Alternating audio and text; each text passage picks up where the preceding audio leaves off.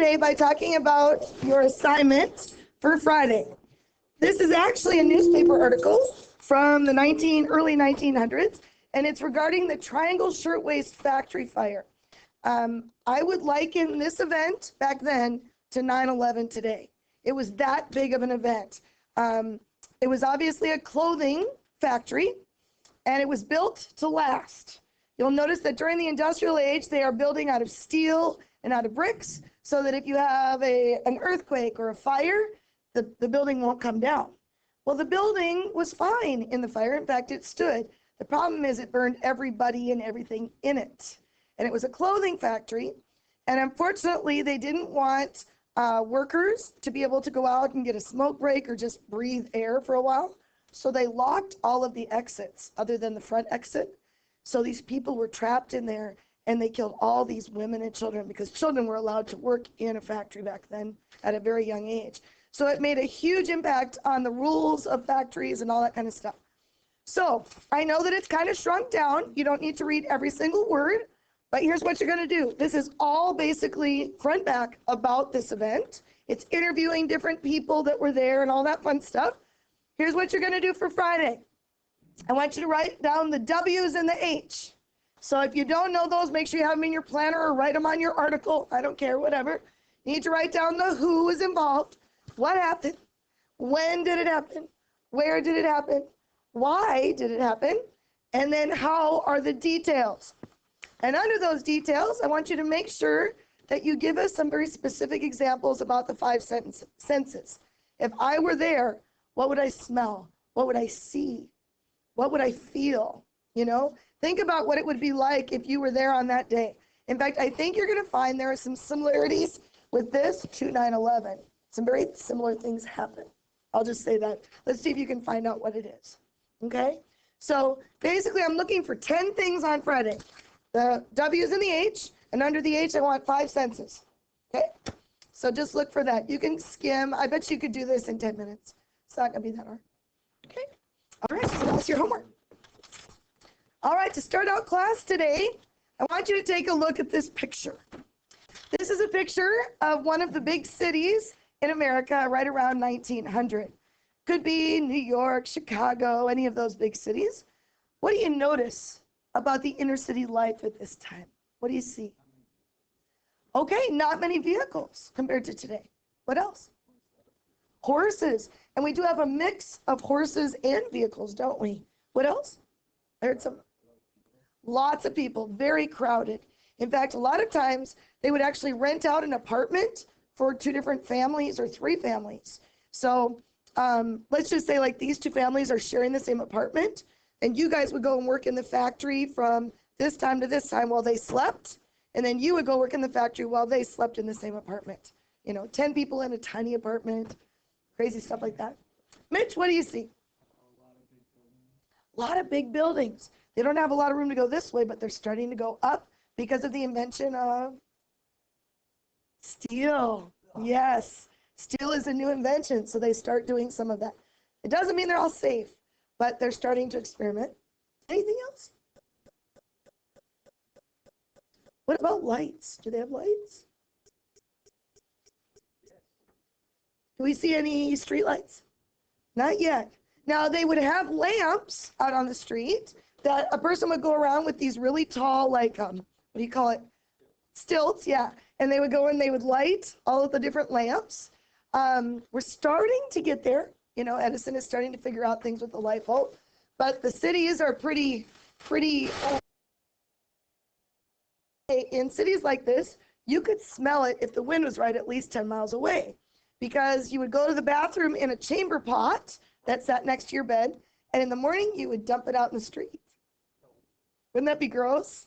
Poop and pee and everything all over the street. Of course, the horses are piddling everywhere. So, yep. It might. I'm sure that it happened at some point, no doubt. So it was kind of a smelly place too. It really was. Very dark in a lot of areas. I mean, imagine. You guys ever been at your house when the electricity goes out? Isn't it weird to go without electricity for us? You know, you light some candles, but man, you go to warm something up in the microwave and it doesn't work. or you go to flip on the light when you go to the bathroom and there's no windows in there. We don't have any windows. That always surprises me, stuff like that. So that's kind of what it was like. So today we're going to talk about the city, and we're going to talk about what it was like for you immigrants. You played those roles, right? What it was like once they got here. And let's take a look at that a little bit. Okay, so we're going to flip and go to a different set. Today we are going to specifically talk about political bosses, political machines, and Tammany Hall versus this guy right here, Thomas Nast. Now this is a cartoon of him. He was a cartoonist, but he's also very well known for his mustache. So you can see they're really exaggerating that gorgeous mustache there. So let's find out what all this means. All right, so you've just arrived in New York City, and this person shows up, okay? And he talks to you about this guy. Well, let's just use me as an example. I'm going to be your political boss today. So the political boss that's running the Democratic Party is Diane Terpstra. And I have these workers up here. These are my workers. Well, this group arrives from the ship from Ireland. And here comes Brady. And he says, dude, come with me, Brady. He's working for me, so I would be in my office.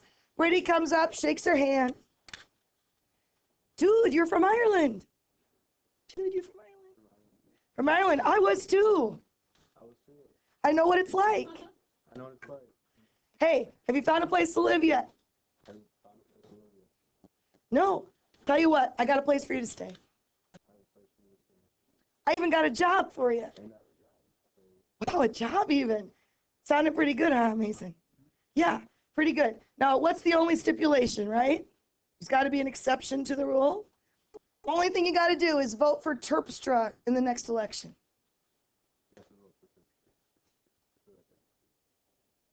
Willing to do that? Okay. Because remember, most of you came, especially if you were third class, with $0, nothing on your body, right? So wow, a job. They're thinking America is rocking, man. A job, a place to live. America is truly a dream. Thank you, worker Brady. You're awesome. So all we ask is that he votes for me, right? Well, then, of course, it doesn't end there, does it? Something that's too good to be true usually is. So after he gets working and he gets settled, a week later, Mr. Erickson comes to check him out. He's my other worker. And he says, to help Terpstra win the election, we need some money. We need 10% of your paycheck this week. Yep, hand it over. Make him hand it over. Yep, all of you. You're all off the boat, living together. Yep.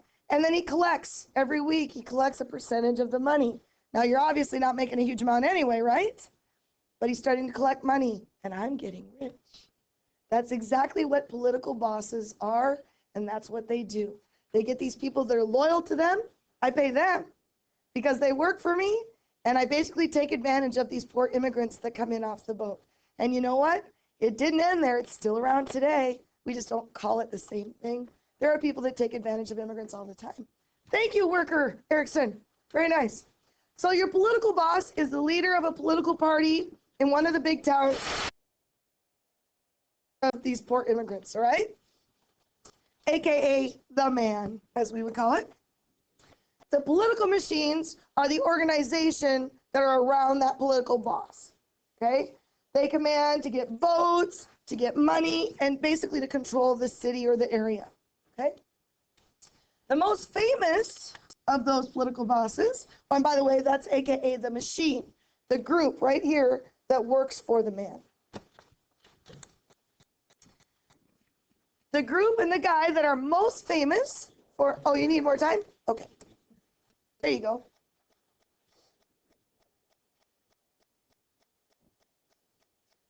The most famous guy that we found in this day was this guy right here in this cartoon. And that is a guy named Boss Tweed. William Boss Tweed. I don't know if you've heard that name before. And he ran the organization called Tammany Hall. This is the political machine.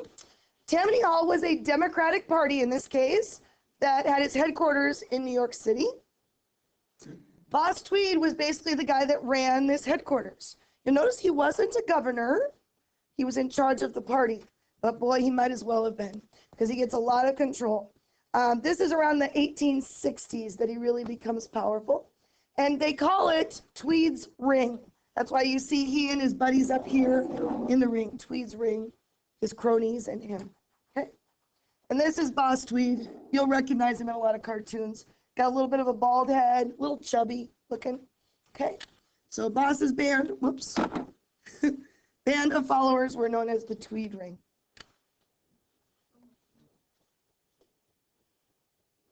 Doing okay? All right. So some questions for you. First of all, what immediate struggles would the immigrants face when they get off the boat in America? What are some things that they need to think about? Where are they going to live? They're thinking about home, about their family getting here. What else?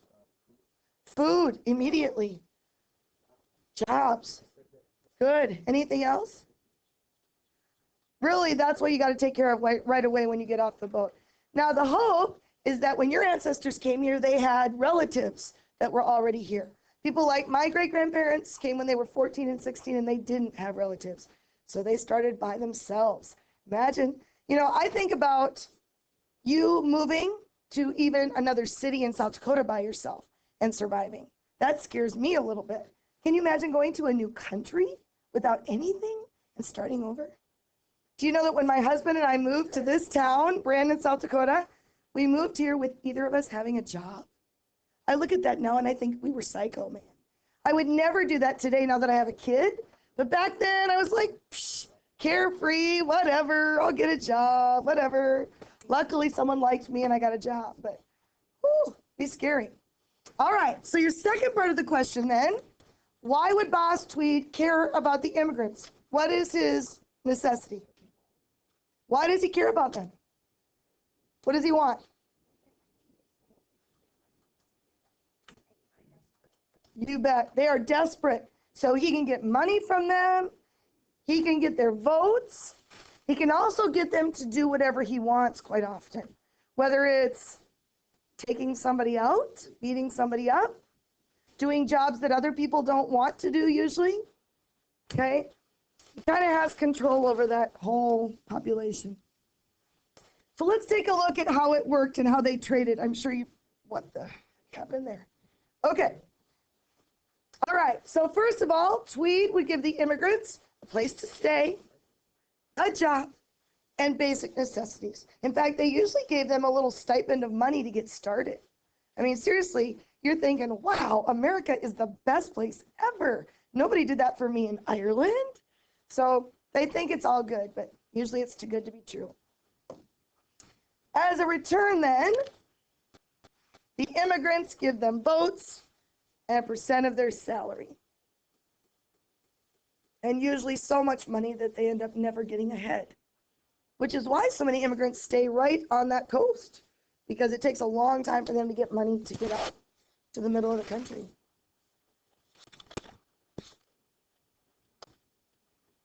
All good? So let's take a look at where all that money is going. Tweed made a lot of money through votes and corruption, of course. He had financial control through political control, and I'll show you what I mean by that. He is able to get rich through city contracts. He's in charge of the Democratic office. So, for example, he would hire a group to build a new park, for example. And then he would tell the people of New York that it cost this amount, when really it only cost a little bit, and then he would pocket the rest of the money for himself. So it's kind of tricky. He really deceived the people. Between this time period, we don't know exactly how much. We believe Tweed made between $30 to $200 million in New York City because of these contracts and all the money that he stole from his immigrants. He hid it pretty well. One of his best examples is the New York County Courthouse. He was in charge of building the New York County Courthouse. And let's take a look at what he did here. This is a picture of it. So, for example, A carpenter for 1 month was getting paid $360,000 to build this courthouse. Now, in today's rate, he would be getting paid $4.9 million. Is that how much a carpenter gets for 1 month of pay? Do any of you have carpenters for dads?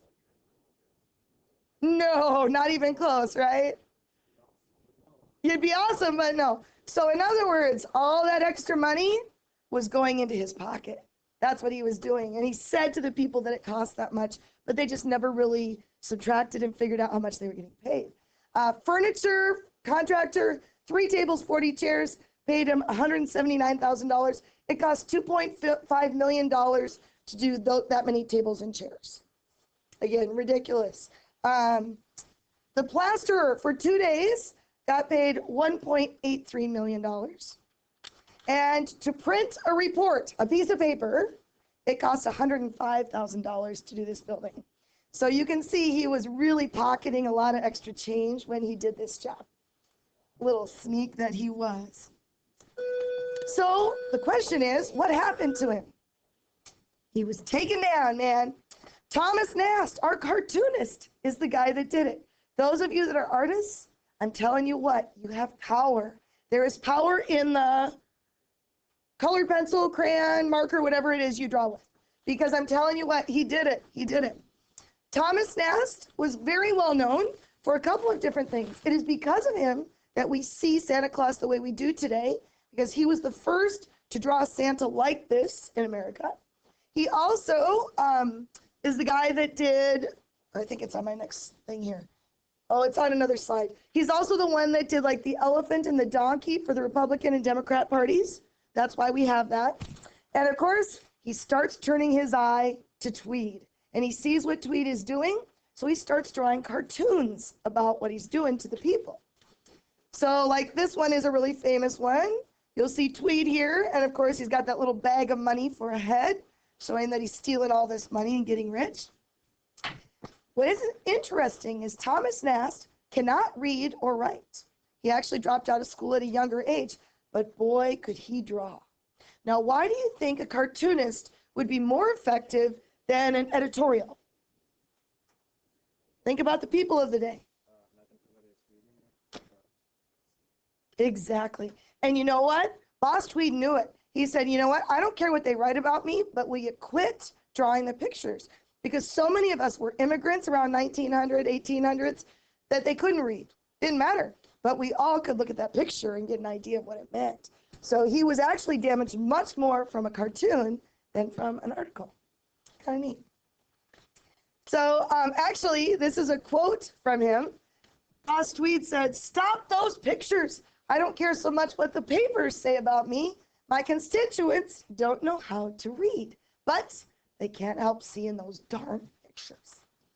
So believe it or not, Boss Tweed actually tries to bribe Thomas Nast. He tries to pay him $50,000, which is 100 times the guy's salary at that time, but Nast refuses. He chooses to do the right thing, which a lot of people didn't in New York City. So that was a very rare thing, and he took him down. He did. He destroyed the man. So, due to Nast cartoons, like this one here, you'll see. Let's find out what happens. First of all, Tweed's corruption was uncovered, showed all the illegal things he was doing. He was put in prison. But it didn't end there. He used his money, paid somebody off in prison, and escaped, and he fled to Cuba. But again, Thomas Nast was the guy that was the savior of the day.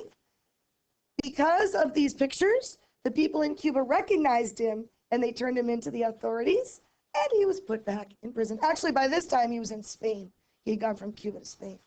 So Nast pictures turned him in again. Tweed was brought back and put in jail, and he actually died in jail in 1878.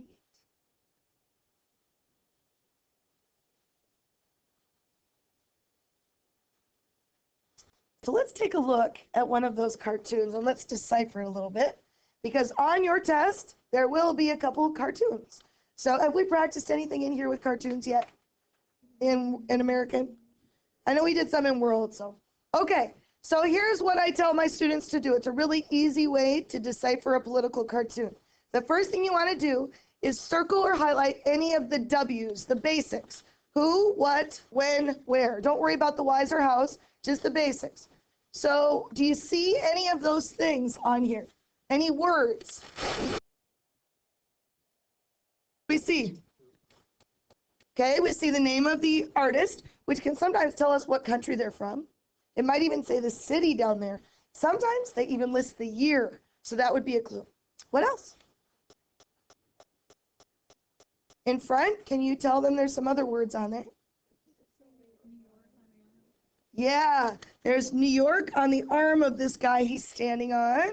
And there's some other words here that are pretty hard to see on the skulls and the bones. Okay. Sometimes there'll be a title on it. Looks like we don't have one with this one. But you find any of those W's first. Okay? Then we try to figure out who are the main characters. Who are the characters in this? Obviously. Tweed. Yep. Here's Boss Tweed and his assistants, right? His cronies, the ring, right? Okay. How does he portray them? How does he portray Boss Tweed? As what? A vulture, yes. Good. Portrays him as a vulture. And same thing with his assistants, basically, right? They're picking at the bones of these people, okay? And then obviously, because she said, this says New York, they're picking at the bones of New York then, right? Picking at the people that have nothing, but he takes it, right? So then you go down to the big questions. What do you think this picture means? Who wants to tackle it? He is stealing from the people of New York. Good.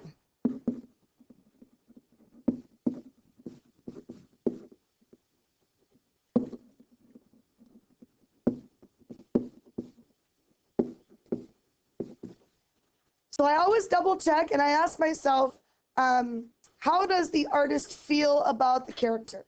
What do you think? Does he agree with this or not? He agrees that he should be stealing? No, he does not. He doesn't like him, does he? So he would be anti-Tweed. Yeah. And that always kind of helps you know, like which side they're on, how they're portraying them. Get the idea? And obviously we've already talked about this. Why is this important for illiterates? Because they can obviously use pictures. Okay? Make sense? We'll practice a few more later on too. All right. Okay, so what we're going to do next, those of you at home, I'm sorry you're going to miss this, but we're going to show you a little movie clip from the movie Far and Away. Do you remember when we showed you the land rush in Oklahoma? Well, we're going to go back in the movie to when they first arrived in America, because just like most of our immigrants, they didn't just come to Oklahoma immediately. They got here, they had $0. In fact, you know, the boy has nothing from Scotland. The woman is rich, but all she had, because she ran away, was a set of her parents' silverware. So she's going to sell that silverware to make money, and you'll see what happens when they get off the boat.